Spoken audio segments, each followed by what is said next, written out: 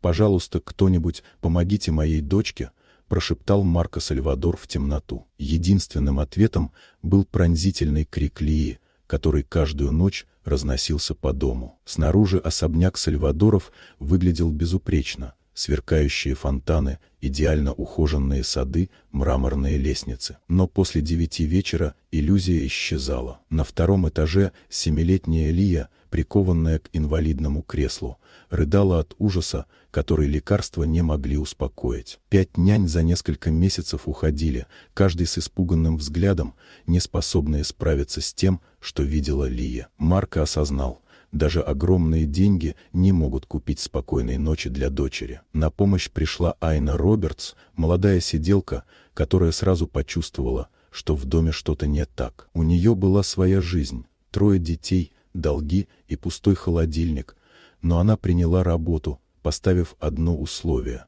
Марко должен уделять Лии хотя бы час каждый вечер. Без телефона, без работы, только он и дочь. В ту ночь Айна впервые увидела Лию. Девочка сжала кулачки, ее глаза были широко открыты и внимательны, словно видели невидимое. Айна присела рядом. «Привет, милая, я с тобой. Ты не одна». Лия впервые за долгое время выпустила слезу, тихую, одинокую. Когда часы пробили 9, Лия закричала от древнего, инстинктивного ужаса. Айна подняла ее на руки.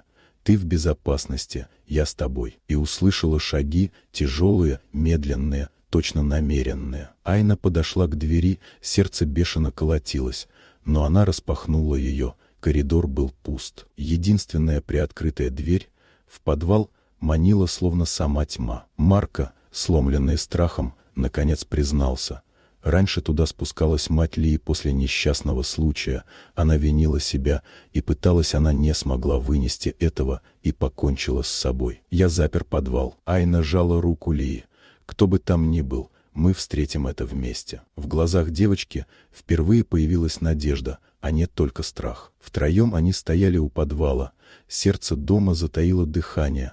Деревянная дверь с ржавыми замками таила тайну. Марко держал фонарик, Айна — Лию, и впервые они поняли — теперь справятся вместе.